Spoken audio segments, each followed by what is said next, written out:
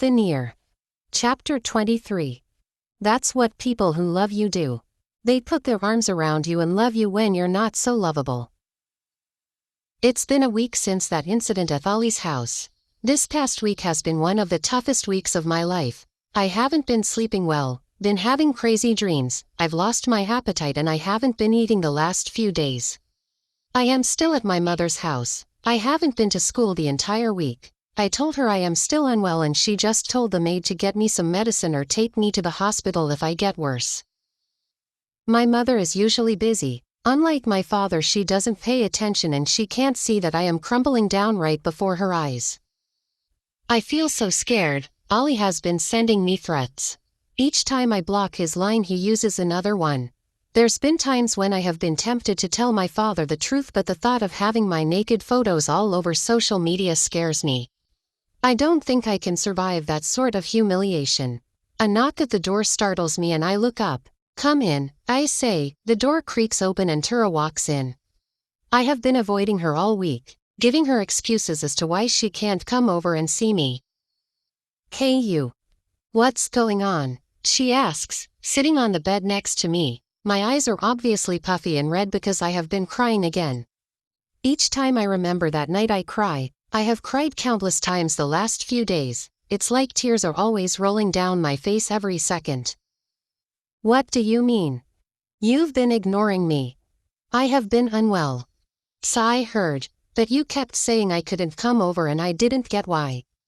"What's going on? You have missed school for 1 week and you've been at your mother's house. This is unlike you." And those eyes look puffy. "You've been crying." Spill. I didn't want to see Tura because I knew she would see through me like my father would. And speaking of my father, he's been trying to get me to see him, but I have been giving the same lame excuses that I have been giving Tura. I know he is really worried about me, but it's better this way. I will go home when I am ready to face him. "Talk to me, Goosejay. What did Ollie do to you, because you've been acting up since you got back from his place?" Tears begin to fall down my cheeks. "He raped me." "Goosejay, what did you just say?"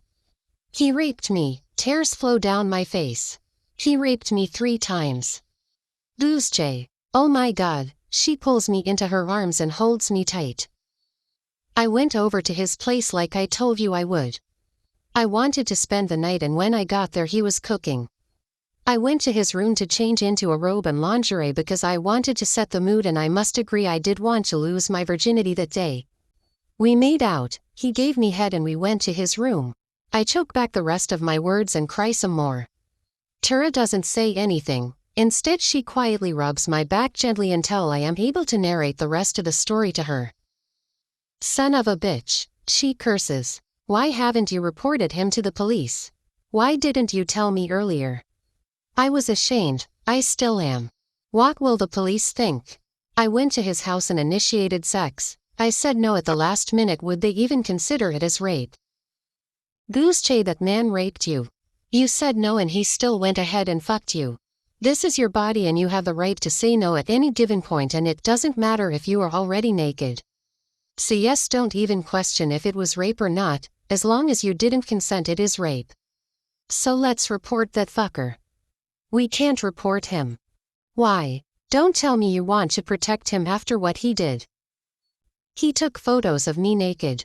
He is threatening to expose me if I report him for rape." "Oh shit. This is one fucked up situation. Did he at least use protection?" "No." "Goosejay, did you at least go to the hospital or take the morning after?" "I didn't." I cry. I was too scared to even think of that. When I left his house I just wanted to hide. I haven't even had the strength to face the world yet. I feel dirty, and as if that isn't enough, Ollie keeps calling and texting using different numbers. He's been threatening me. He is very stupid. I think you should change your number. And if he wants to expose you, then let him do so. You will not allow him to continue threatening him. You want him to release the photos to the public. My father will kill me, Tura. You know he didn't even know I was still seeing him. Remember, my mother covered up for me.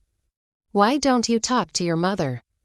I shake my head. I don't think there's anything she would do. That one hasn't even noticed my misery the last couple of days. You can't hide forever. Eventually you need to go back to school. I know, I will be going to my father's house tomorrow and I plan on coming to school on Monday. I really don't know if I will get over this because I am constantly having nightmares. I just can't get past this, Tura. I really need help. I don't know how, but I will help you get over this, I promise. I just hope that bastard didn't get you pregnant.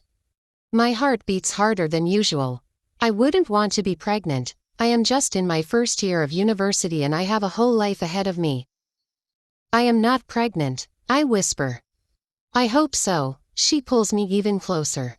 I am sorry I haven't been around the past week. I am sorry I wasn't here to take care of you like a best friend should.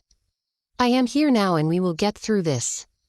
Thank you, Tura. I should have told you earlier. I was just so ashamed and didn't. It's okay, I understand. Have you had anything to eat? You look pale. Not yet. Food is the last thing on my mind. I haven't had an appetite. I will prepare some soup for you. And then we can lie down and sleep. I will hold you so you don't have nightmares. Thank you. You are always welcome. The August Girl. Ella B. Hibiscus.